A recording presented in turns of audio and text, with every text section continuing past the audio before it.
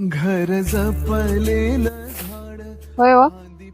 हा सकाळी तुमचा जोडीदार घरी आला होता तेव्हा ते तुम्हाला म्हणत होता तुला 2-2 मुली झाल्या ते आताच्या काळात तुला 2-2 मुलींचा खर्च झेपन का लग्नाचा शिक्षणाचा ते असं म्हणल्यापासूनच तुम्ही नाराज आहे ना हो.